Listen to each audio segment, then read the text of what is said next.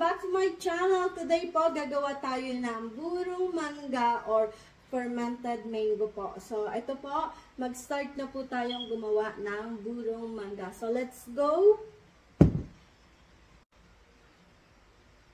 Ayan po, kung nakikita nyo, medyo na chop na natin or na-slice na natin ang ating mango.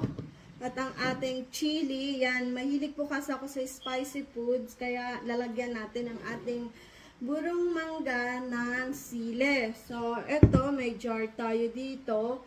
Lalagyan natin siya ng, pepper. Sariling version ko po itong So, eto mo ginagawa natin. Ayan, pepper. Lagyan natin ng madaming pepper. Ayan. Lagyan ko din siya ng salt.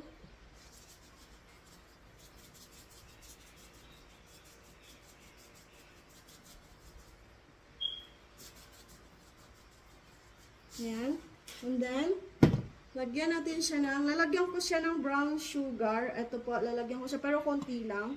Para medyo may, parang tamis na mangyari. Ayan. Tapos, lagyan natin ng vinegar. White vinegar lang po yung gamit natin, white vinegar. So, yan, lagay natin dyan. Yan, tapos, ilalagay ko na yung chili natin na, na-cut ko na rin. Ayan, medyo madami-dami yung chili natin. Mas maanghang, mas masarap para sa akin po. Optional lang po ito. Kung ayaw nyo yung sa inyo lagyan ng chili and sugar, nasa inyo din po yun. So, yan. Lagyan natin. Siyempre, sayang yung mga, seed ng, natin. Chili. So, haluin ko lang to siya. Haluin.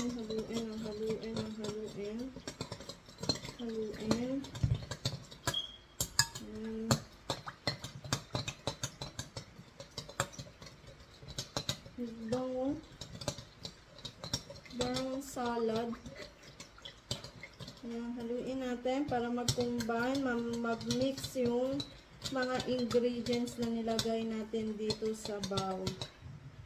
Ayan, haluin pa natin.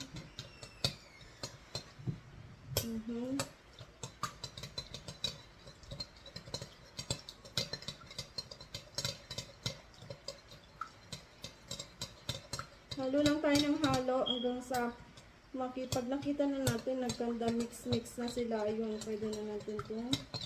Guys, so ngayon naman, iset aside muna natin yan. And then, meron tayo, dito natin ilalagay ang ating mangga. Sa jar na to, syempre malinis na to, nagasan ko na yan. Ilagay natin siya, ganyan. Yan.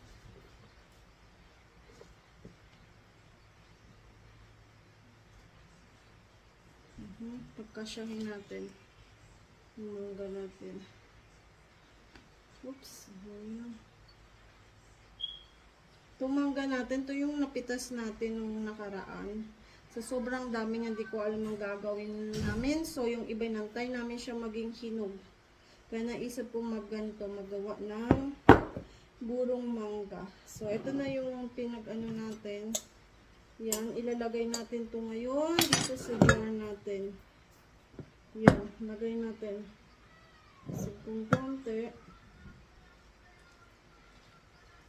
Yan.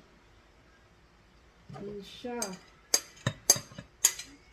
3 to 4 days, pwede na to siyang kainin. Lalagay ko lang siya sa rep ng 3 to 4 days. Tapos, pwede na natin siyang kainin.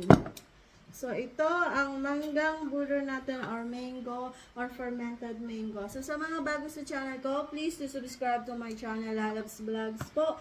And once again, thank you for watching. Bye-bye!